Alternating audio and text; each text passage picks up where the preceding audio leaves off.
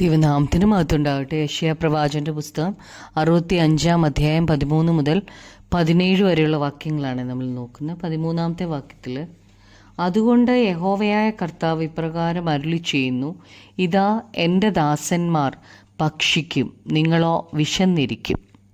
ദൈവത്തിൻ്റെ വചനം കേട്ട് അനുസരിക്കുന്നവരെക്കുറിച്ചും ദൈവത്തിൻ്റെ ഇഷ്ടം തള്ളിക്കളയുന്നവരെക്കുറിച്ചുമാണ് ഇവിടെ പറഞ്ഞിരിക്കുന്നത്.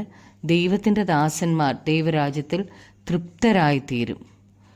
അവർക്ക് പിന്നെ ദാഹമില്ല, വിശപ്പില്ല, അവരെപ്പോഴും തൃപ്തരായിരിക്കും. ലോകത്തിൻ്റെ മോഹങ്ങളെക്കുറിച്ചൊന്നും അവർക്ക് ദാഹം ഉണ്ടാവത്തില്ല. ഈ വാഗ്ദത്തങ്ങളെല്ലാം ദൈവരാജ്യത്തിലെ വാഗ്ദത്തങ്ങളാണ്. ദൈവത്തിലുള്ള വിശ്വാസമുള്ളവർക്ക് വേണ്ടി ദൈവം വലിയവ ചെയ്യും. ദൈവത്തിൽ വിശ്വാസമുള്ളവർ ദൈവത്തിനായി വിശ്വസ്തയോടെ സേവ ചെയ്യും. ദൈവത്തിൻ്റെ ദാസന്മാരുടെ അനുഭവത്തെക്കുറിച്ചാണ് ഇവിടെ പറഞ്ഞിരിക്കുന്നത്. 14-ാമത്തെ വാക്യത്തിൽ, എൻ്റെ ദാസന്മാർ പാനം ചെയ്യും, നിങ്ങളോ ദാഹിച്ചിരിക്കും. എൻ്റെ ദാസന്മാർ സന്തോഷിക്കും, നിങ്ങളോ ലജ്ജിച്ചിരിക്കും. എൻ്റെ ദാസന്മാർ ഹൃദയാനന്ദം കൊണ്ട് ഘോഷിക്കും, നിങ്ങളോ മനോവ്യസനം കൊണ്ട് നിലവിളിച്ച് മനോവ്യഥയാൽ മുറയിടും. ദൈവത്തിൻ്റെ ദാസന്മാരുടെ ഈ അനുഭവം കുറച്ച് നാളത്തേക്കുള്ള ഒരു കാര്യമല്ല, എന്നാൽ നിത്യമായി നിലനിൽക്കുന്ന ഒരു സന്തോഷമാണ്. ദൈവം നമുക്ക് സന്തോഷം നൽകുന്നത് എന്നേക്കുമാണ്. എന്നാൽ ദൈവത്തെ തള്ളിക്കളയുന്നവർ ദൈവത്തിൻ്റെ ദാസന്മാരല്ല. അവർ നിത്യതയിൽ ലജ്ജിച്ചു പോകും.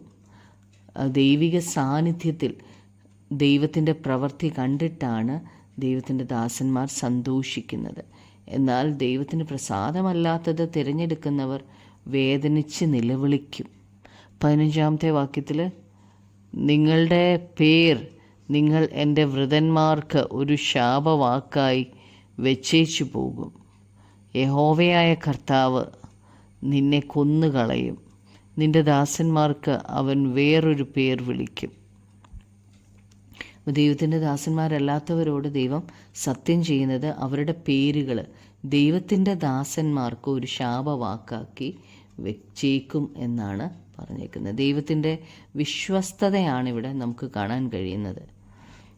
കർത്താവിൻ്റെ ദാസന്മാരല്ലാത്തവർ ന്യായവിധി അനുഭവിക്കുമ്പോൾ കർത്താവിൻ്റെ ദാസന്മാർ കർത്താവ് വിശ്വസ്തൻ എന്ന് പറയും. ദൈവത്തിൻ്റെ ദാസന്മാരും ദൈവത്തെ അനുസരിക്കുന്നതിലൂടെ വിശ്വസ്തരായിരിക്കണം എന്നാണ് ദൈവം ആഗ്രഹിക്കുന്നത്. 16-ാമത്തെ വാക്യത്തിൽ, മുമ്പിലത്തെ കഷ്ടങ്ങൾ മറന്നു പോവുകയും അവ എൻ്റെ കണ്ണിന് മറഞ്ഞിരിക്കുകയും ചെയ്യുക കൊണ്ട് ഭൂമിയിൽ തന്നെത്താൻ അനുഗ്രഹിക്കുന്നവൻ സത്യദൈവത്താൽ തന്നെത്താൻ അനുഗ്രഹിക്കും. ഭൂമിയിൽ സത്യം ചെയ്യുന്നവൻ സത്യദൈവത്തെ ചൊല്ലി സത്യം ചെയ്യും. ദൈവിക സത്യത്തോട് നമ്മൾ വിശ്വസ്തരായിരിക്കുമ്പോൾ ദൈവം നമ്മളോടും വിശ്വസ്തനായിരിക്കും. ദൈവത്തിൻ്റെ വാക്ക് വിശ്വസിക്കുന്നവരെ ദൈവം അനുഗ്രഹിക്കും. ഈ ഭൂമി അവസാനിക്കാൻ പോവുക, ലോകം അവസാനിക്കാൻ പോവുക. ദൈവത്തോട് ഉടമ്പടി ബന്ധമുള്ളവർ ദൈവത്തിൻ്റെ രാജ്യത്തിൽ പ്രവേശിക്കാനുള്ളവരാണ്.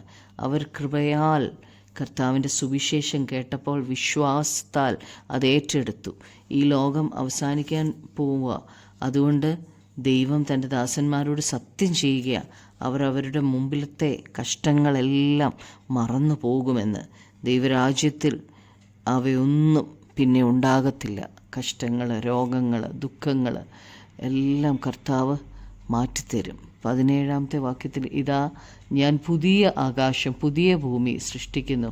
മുമ്പിലത്തെ ആരും ഓർക്കയില്ല, ആരുടെയും മനസ്സിൽ വരികയില്ല.